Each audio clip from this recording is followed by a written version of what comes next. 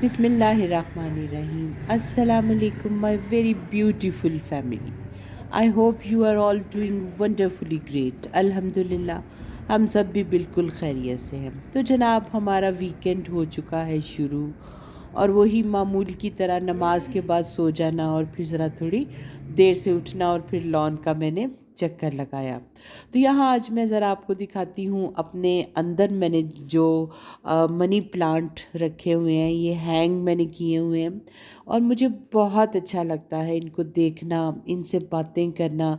ये इस तरह से मैंने गमलों में लगवा के, गमलों के अंदर मट्टी है, मट्टी के अंदर लगवा के मैंने इस तरह से इनको हैंग किया हुआ है।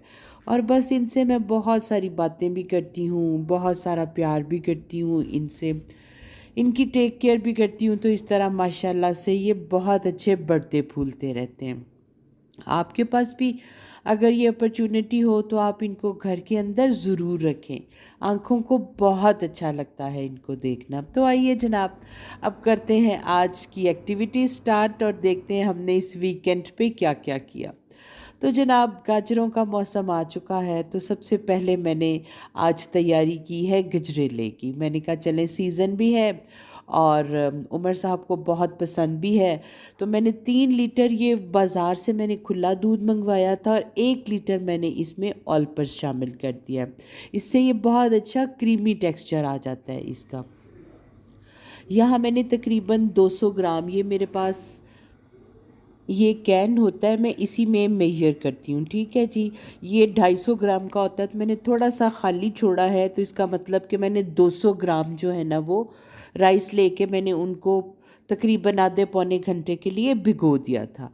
और फिर उसके बाद मैंने इनको ज़रा अपने ब्लेंडर में डाल के ब्लेंड कर लिया है इस तरह से, यानी कि ये ब्रोकन राइस हो गए हैं अब।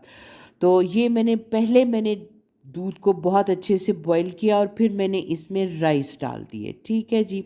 राइस को मैंने तकरीबन डाल के इसको आधा पौना घंटा पकाया।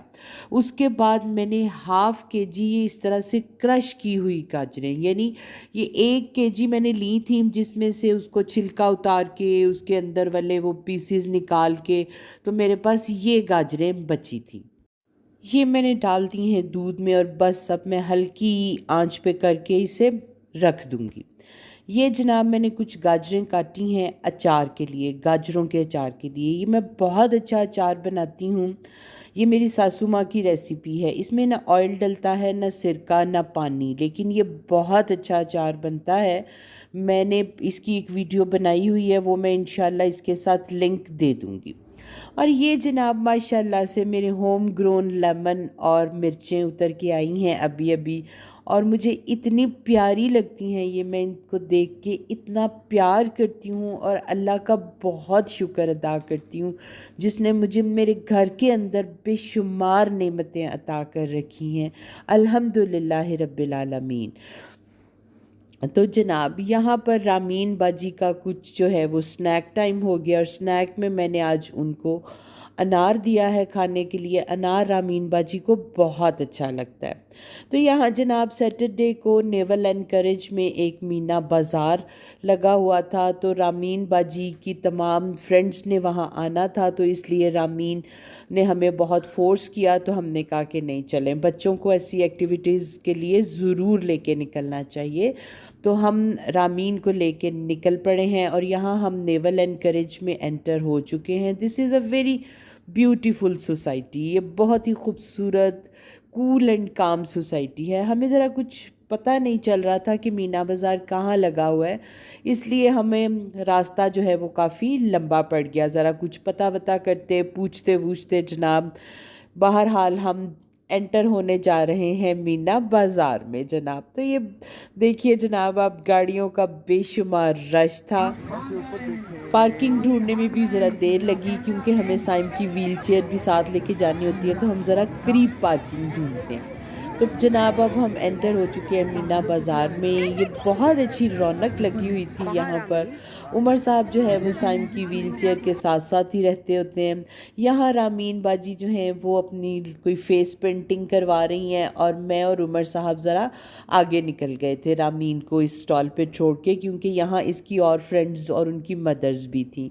यहाँ माशाल्लाह काफ़ी रौनक थी, बहुत सारे लोग आए हुए थे।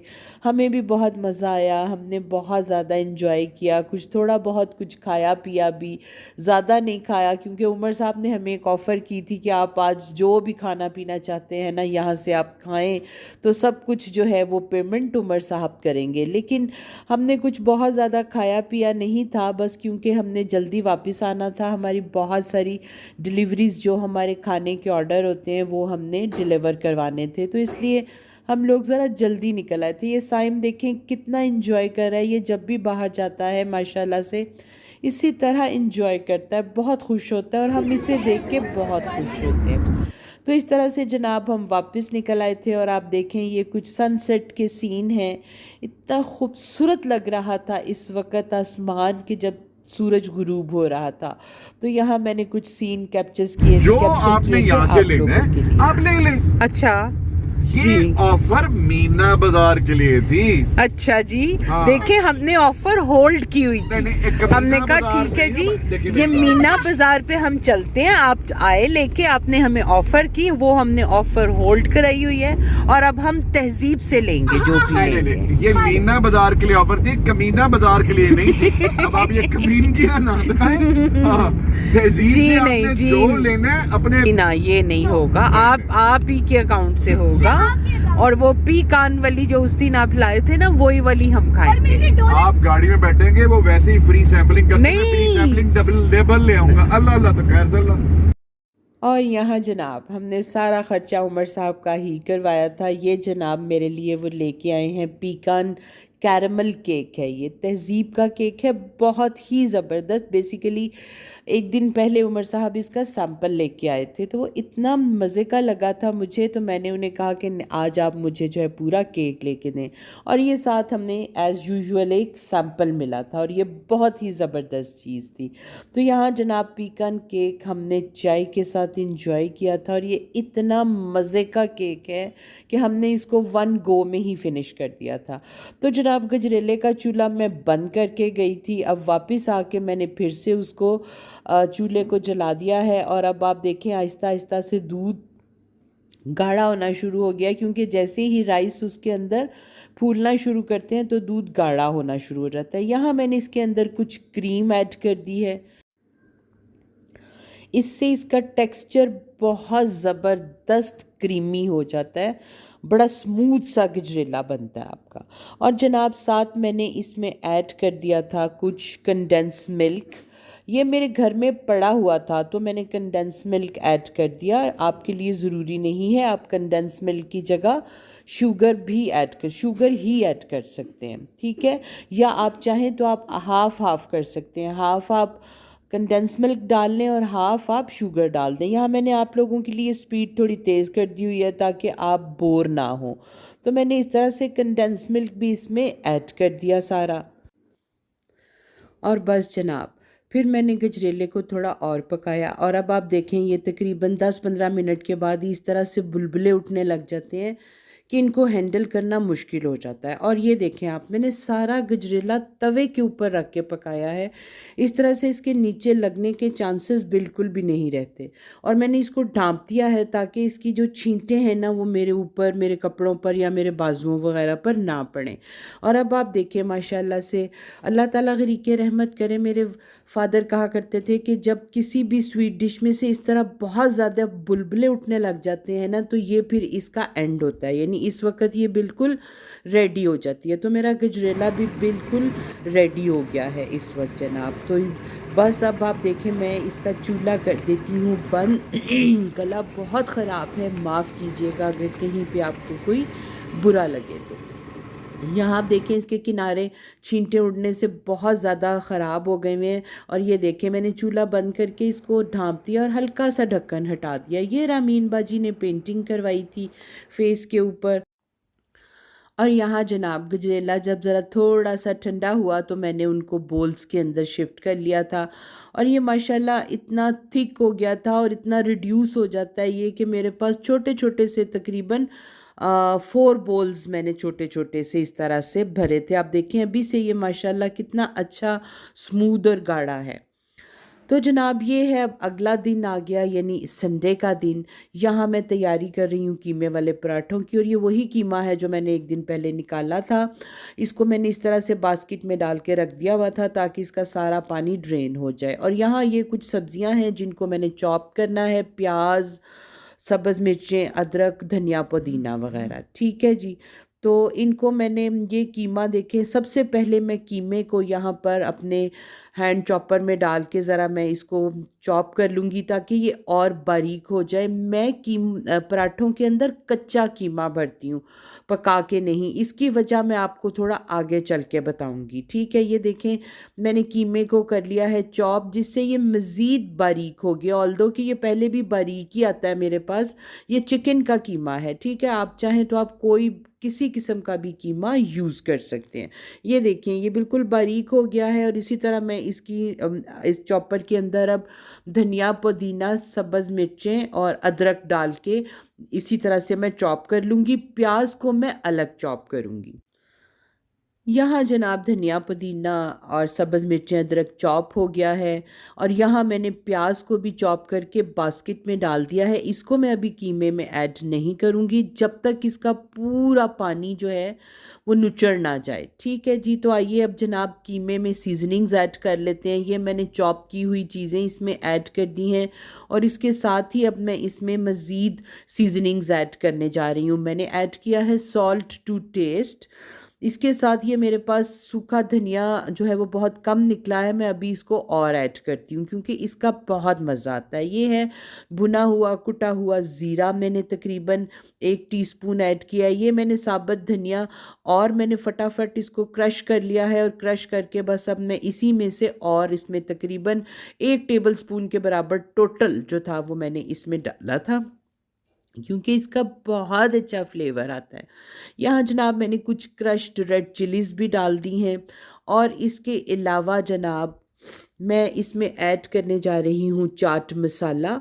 आप लोग अपने फ्लेवर के हिसाब से कीजिएगा। मैंने तकरीबन हाफ़ टी स्पून के बराबर इसमें ऐड किया है, आप लोग अपने हिसाब से डालिएगा। और ये हल्की सी अजवाइन मैंने इसमें ऐड की है। बस ये टोटल मसाले हैं। प्याज मैं अभी थोड़ी देर में ऐड करूँगी इसमें। यहाँ जनाब मैंने आटा गूंद लिया है, और वही आम तरीके से अपने मेरे घर का आटा जैसे मैं गूंदती हूँ मैंने वो आटा लिया। यानी अगर 4 हिस्से मेरे घर का आटा था तो मैंने इसमें 1 हिस्सा आज मैदे का ऐड कर लिया है। तो बस इस तरह से मैंने आटा गूंद लिया। और ये देखें प्याज का पानी बिल्कुल मैंने हाथों से निचोड़ दिया, और ये इस तरह इसका एक गोला सा बन गया। और बस मैं ये भी अब कीमे में ऐड करके इसको मिक्स कर लेती हूँ बहुत अच्छे से। यहाँ जनाब आप देखें कीमा मैंने कर लिया है बहुत अच्छे से मिक्स, और आटा भी मैंने, अब ये दोनों चीज़ें मैंने फ्रिज में रखी हुई थी, अब मैं इन्हें बाहर निकाल लेती हूँ। तो जनाब अब हम बना लेते हैं पेड़े। मैं क्योंकि सर्दियाँ हैं ना, तो सर्दियों में आप ये काम कर सकते हैं, मैं पेड़े सारे इकट्ठे ही बना लेती हूँ। और पेड़ा यहाँ आपने बहुत बहुत बहुत अच्छा बनाना है, बिल्कुल गोल मटोल।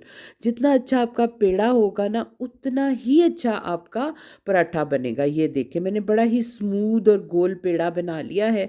इस तरह से मैं इसको रखती जाऊंगी। ये मैंने सारे पेड़े बना के रख दिए हैं क्योंकि मुझे ना 2-2 पेड़ों वाला पराठा बनाना है, मैं एक पेड़े वाला पराठा नहीं बनाती। आप अगर चाहें तो आप एक पेड़े वाला भी बना सकते हैं। यहाँ मैंने सारे पेड़ों को थोड़ा थोड़ा ऑयल लगा दिया था। अब ये मैंने छोटी छोटी सी रोटियाँ बेली हैं, और इन रोटियों के ऊपर मैं ये कीमा रख रही हूँ, बिल्कुल उसी तरह जिस तरह के हम आलू वाले पराठे बनाते हैं, बिल्कुल उसी तरह। और ये कच्चा कीमा है, मैंने पकाया नहीं हुआ। इसकी वजह क्या है ये मैं अभी आपको थोड़ा और आगे चल के बताऊंगी, तो इसलिए मेरे साथ रहिएगा, वीडियो छोड़ के जाइएगा मत। ठीक है, थोड़ा सा मैंने इसके ऊपर घी लगा दिया है, बिल्कुल हल्का सा, यानी तकरीबन 1/4 टीस्पून के बराबर। ठीक है जी। इसके ऊपर अब मैं दूसरी रोटी रख देती हूँ, ये जी इस तरह से। और अब इसको साइडों से मैं कर लेती हूँ बहुत अच्छे तरीके से लॉक, बहुत अच्छे तरीके से मैं लॉक कर लूँगी इसको जनाब। ये देखें दोनों तरफ से इस तरह इसमें से कीमा या कोई चीज़ भागने ना पाए, निकलने ना पाए, इसलिए जनाब। और ये देखें इस तरह से करके ना मैं इसके अंदर जितनी भी हवा होती है ना थोड़ी सी, मैंने वो निकाल ली। अगर मैं इसे इस तरह किए बगैर बेलना शुरू कर दूंगी ना तो ये हवा की वजह से फटना शुरू हो जाते हैं। तो मैं इस तरह से जनाब थोड़ा सा अब खुश्का लगाया है मैंने, और इसको बहुत प्यार से बड़ी मोहब्बत से आपने बेलना है। कोई इसके ऊपर ज़ोर आजमाई नहीं करनी, कोई ताकत नहीं लगानी कि जिसकी वजह से ये फट जाए। ये देखें आप, बहुत आहिस्ता आहिस्ता, ताकत बिल्कुल नहीं लगानी, बस आहिस्ता आहिस्ता करके बेलना है। और यहाँ मैं चेक कर रही थी कि मैंने तवे के नीचे चूल्हा भी जलाया हुआ है कि नहीं। और जनाब मैं ना ज़रा बड़े बड़े पराठे बनाती हूँ, छोटे छोटे एक तो बनाने में टाइम बहुत लगता है, तो मैं ज़रा जल्दी जल्दी से बड़े बड़े पराठे बना के फारिग हो जाती हूँ। ये देखें जनाब, अब बहुत अच्छा सा मैंने इसको बेल लिया है, और अब मैंने डाल दिया है इसको तवे के ऊपर माशाल्लाह से। ये देखें आप, बहुत अच्छा स्मूथ पराठा बना है, कहीं से नहीं फटा। और बस जनाब अब मैं थोड़ा सा इसके ऊपर मैंने डाला है घी, और अब मैं आपको बताती हूँ इसकी साइड हमने कब चेंज करनी है। ये देखें, जब मुझे इस तरफ से नज़र आना शुरू हो गया है ना कि ये एक तरफ से पक गया है, तो अब हम इसकी साइड चेंज करेंगे। यहाँ शुएब भाई आ गए हैं मेरी मदद के लिए। मैं पराठे बेल रही हूँ और वो इसको तवे के ऊपर सेक रहे हैं। इसको हमने आहिस्ता आंच पर पकाना है, क्योंकि हमने इसके अंदर कच्चा कीमा भरा हुआ है, पका हुआ नहीं है। आहिस्ता आंच पे बनाना है। ये खुद ब खुद कीमा देखें अंदर बहुत शानदार तरीके से पक जाएगा, और पराठा भी आहिस्ता आहिस्ता से रेड हो जाएगा। तो मज़ेदार सा पराठा इस तरह से। ये मैं आपको पहले पराठे में ये दिखाना भूल गई थी कि हमने इसको ना फोक के साथ हल्का हल्का सा पहले एक तरफ से प्रिक कर लिया, फिर तवे पे डाल के हमने दूसरी तरफ से भी प्रिक कर लिया, ताकि अच्छी तरह से अंदर इसके ऑयल जाए और हीट जाए और ये बहुत स्मूथली पक जाए। यहाँ आप देखें माशाल्लाह से बहुत अच्छा सा पराठा हमारा हो गया है रेडी। ये हमारा दूसरा पराठा था। ये देखें जनाब, शानदार सा पराठा हमने प्लेट में रख लिया है, साथ इसके सैलड लीव्स हैं। तो अब मैं ज़रा आपको अंदर से खोल के भी दिखाती हूँ और आपको कमाल दिखाती हूँ कि हमने इसका कच्चा कीमा इसके अंदर क्यों भरा था जनाब। तो आइए मेरे साथ और देखिए कि अब अंदर से कीमे के क्या हालात हैं। मैं आपको अभी खोल के दिखाती हूँ। 1 2 3, ये आप देखें जनाब, कीमे का अंदर से ऐसे एक पतला सा कबाब बन जाता है और वहीं सारा कीमा जुड़ जाता है। एक दाना भी कीमे का नहीं गिरता। अगर आप पका के भरें कैसा तो लगा गिरता आपको? ही रहता है। पराठा पराठा से लगा, मतलब क्या आप सुनना क्या चाह रही है? हाँ जी, कैसा लगा है जी आपको पराठा? जी उमर साहब जी। हाँ जी, सच्ची मुच्ची की तारीफ कर ਤੁਸੀਂ ਵੇਖ ਲਓ ਕਿ ਤੁਸੀਂ ਇੱਕ ਪਰੌਠਾ ਤੁਹਾਡੇ ਕੋਲੋਂ ਨਹੀਂ ਮੁੱਕ ਰਿਹਾ ਤੇ ਮੈਂ ਇੱਕ ਪਰੌਠਾ ਮੁਕਾ ਦਿੱਤਾ। माशाल्लाह माशाल्लाह। हाँ, एक्सीलेंट है, कमाल, मतलब इसके टेस्ट में और उसके मतलब। लेकिन ये जो थोड़ा सा इसका साइज बड़ा है ना, वो देख के मैं साइज अपनी कामचोरी की वजह से बड़ा करती हूँ ताकि मुझे ज्यादा ना बनाने पड़े, फटाफट बना के फारिग। बंदा इसका साइज देख के डर जाता है, लेकिन जब खाना शुरू करता है तो कहता है यार 2 होने चाहिए। Seriously, मजे का।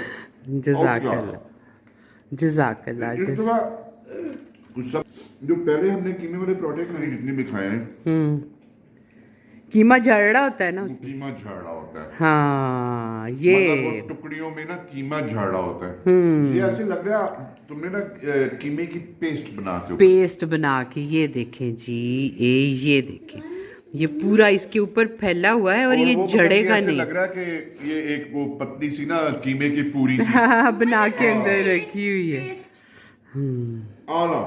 ये रामीन बाजी खा रही हैं जी, और ये मेरी प्लेट है। मैं इसके साथ इमली आलू बुखारे की चटनी भी इंजॉय कर रही हूँ जनाब, और रामीन बाजी भी। क्या है जी, दोबारा बताएं? आला जमीन खाला। आला जबीन खाला। ओके